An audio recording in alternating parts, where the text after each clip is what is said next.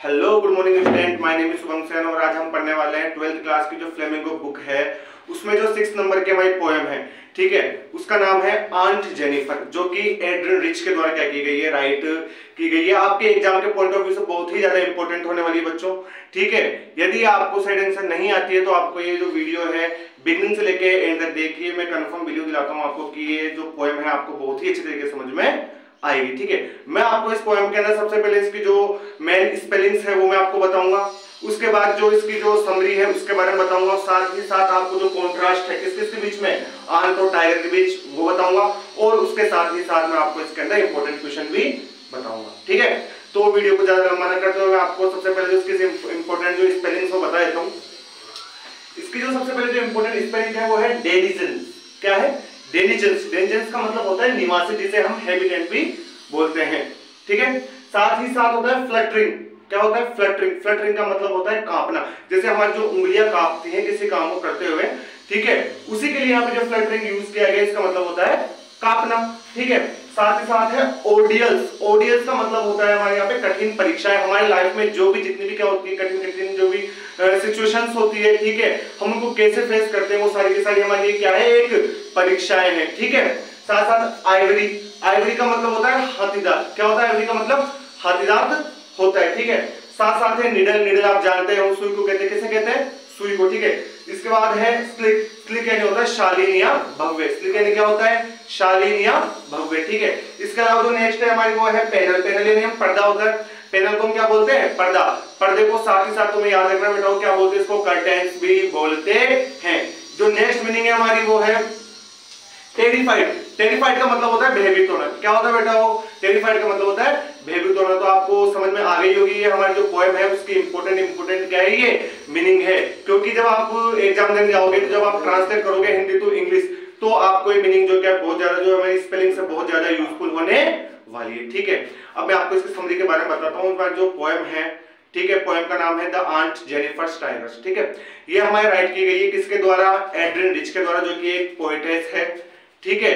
इसके अंदर क्या बताया गया है? इसके अंदर हमारी जो पोएम है इसके अंदर जो पोएटेस है वो टाइगर, ठीक है, वो टाइगर के साथ ही साथ आंट जेनिफर के बारे में डिस्क्राइब करती है, ठीक है। ये हमारा जो टाइगर है ये किसके द्वारा बनाए गए हैं?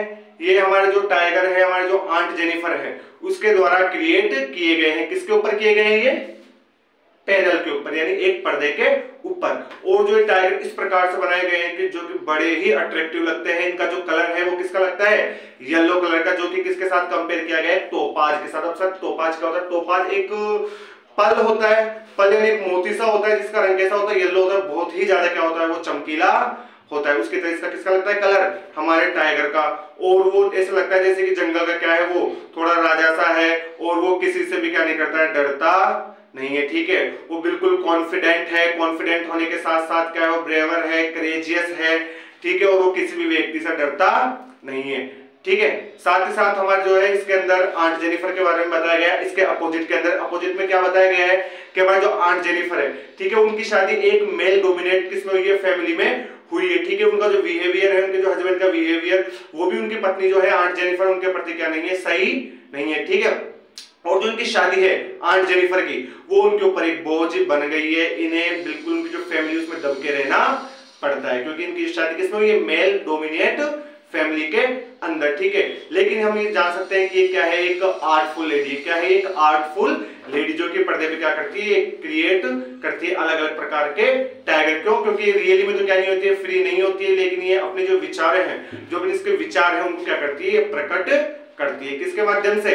पर्दे के माध्यम से। जो पैनल होता है उस पर अलग अलग प्रकार क्या बनाती है, क्रिएट करती है। क्या क्रिएट करती है? हमारे टाइगर जो होते हैं उनके चित्र क्रिएट करती है, जो कि बहुत ही ज्यादा अट्रैक्टिव लगते हैं। और हमारे साथ साथ में जो आंट जेनिफर है वो बहुत ज्यादा डरी हुई है, सहमी हुई है, निर्दोष सी है।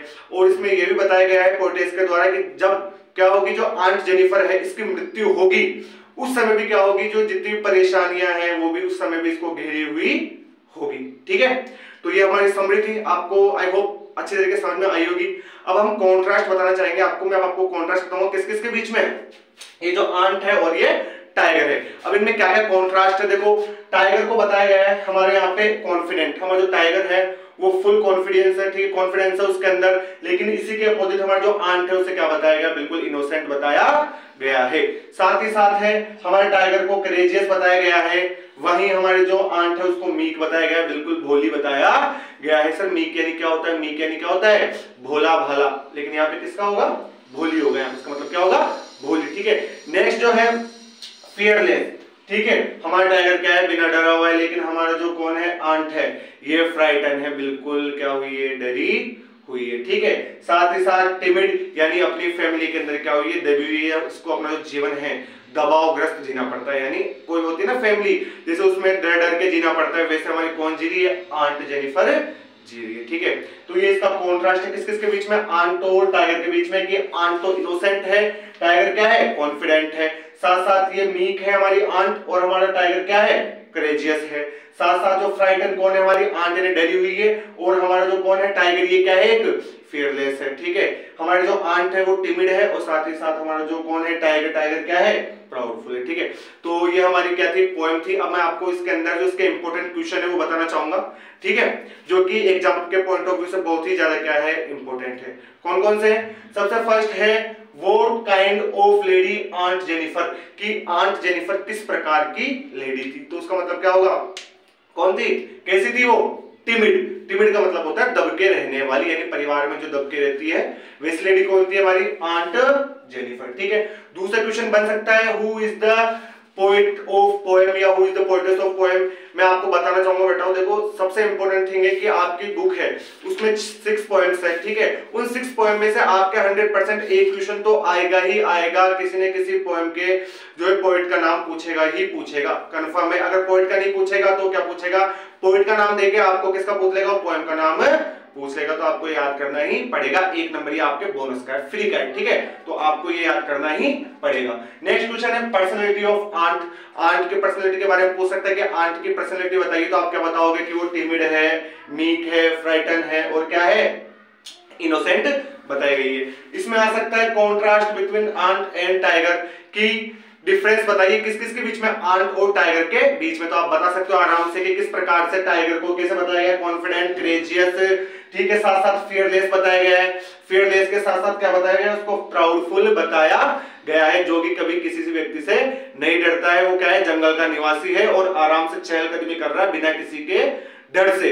लेकिन वहीं पे हमारे जो इसके अपोजिट बताई गई है, कॉन्ट्रास्ट में आंट है वो बिल्कुल निर्दोष है, ठीक है। साथ ही साथ वो मीक है, भोली भाली है, ठीक है। साथ फ्राइटन है, डरी हुई है, और उसके ऊपर जो उसके हस्बैंड की जो शादी हुई, उसका शादी हुई वो क्या बन चुकी है, उसके ऊपर एक बर्डन बन चुकी है। बर्डन यानी क्या होता है सर, बर्डन का मतलब होता है बोझ। ये क्वेश्चन आ सकता है कि बर्डन शब्द के लिए क्यों यूज किया गया इसके अंदर, और किस प्रकार से, ठीक है, जो शादी है वो आंट जेनिफर के ऊपर क्या बन चुकी है, एक बर्डन बन चुकी है। बेटा ये क्वेश्चन 100% आ सकता है, ये एग्जाम के पॉइंट ऑफ व्यू से बहुत ज्यादा क्या है, इंपॉर्टेंट है। हमारा जो नेक्स्ट क्वेश्चन इंपॉर्टेंट वो है how are the tigers describe, यानी हमारा जो पोएम है उसके अंदर हमारी पोएटेस ने किस प्रकार से जो टाइगर है उनको डिस्क्राइब किया है। तो ये हमारी पोएम थी। आई होप कि आपको ये वीडियो बहुत ही ज्यादा क्या लगी होगी, अच्छी लगी होगी।